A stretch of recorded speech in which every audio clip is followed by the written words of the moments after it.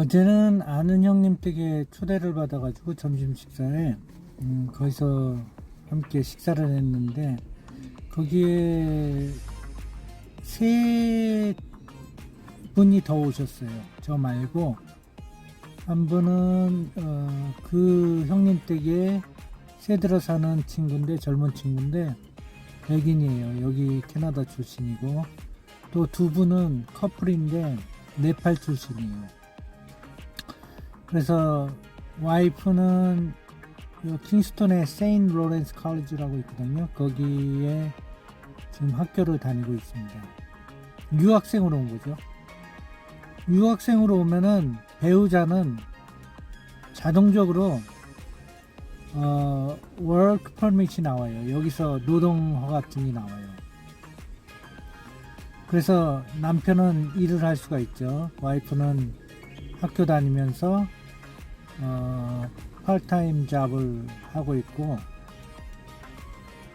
그러면은 지금 학비가 얼마냐고 물어보니까 한 학기에 한 8,000불 든다 그러더라고요. 8,000불이면 칼리지니까 4학기를 들어야 되거든요. 그러면 32,000불이죠. 32,000불인데 뭐 캐나다 32,000불이 적은 돈이 아니죠. 물가도 비싸고.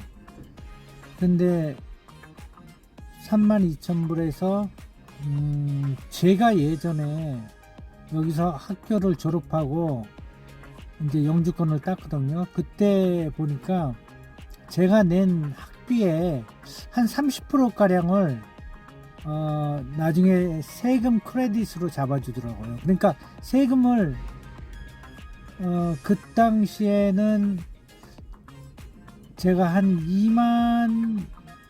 2,3천불 낸 것 같아요. 2년 동안 학비를.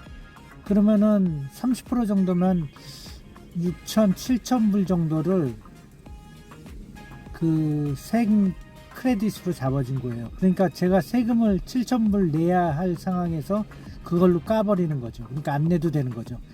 현찰로 저한테 주는 건 아니지만은 뭐 세금 낼 때 그걸로 대신 하는 거니까 현찰이랑 뭐 별 차이 없는 거죠. 그러면 이 친구들 같은 경우는 와이프가 32,000불의 학비를 내면은 한 10,000불 정도는 돌려받는다고 보면 돼요, 나중에. 그러면 24,000불을 내는 거죠. 24,000불 내고 2년 동안 열심히 공부해 가지고, 또 2년 졸업 후에는 그 학생들도 졸업하면은 노동허가가 나와요. 2년짜리인가 3년짜리인가가 나와요. 그러면 그걸 가지고 아무데나 취업을 할 수가 있어요. 취업을 해가지고 여기서 일을 하고 있으니까 영주권을 신청하면 되거든요. 그러면은 이제 그 영주권 신청할 때 여러 가지 판단 요소들이 있어요. 나이라든가 학력이라든가 캐나다에서 학교를 나왔는지 안 나왔는지, 캐나다에서 일을 한 경험이 있는지 없는지, 이런 것들을 다 따져요. 그리고 캐나다에 가족이 살고 있는지 없는지, 이런 것조차 다 따지거든요.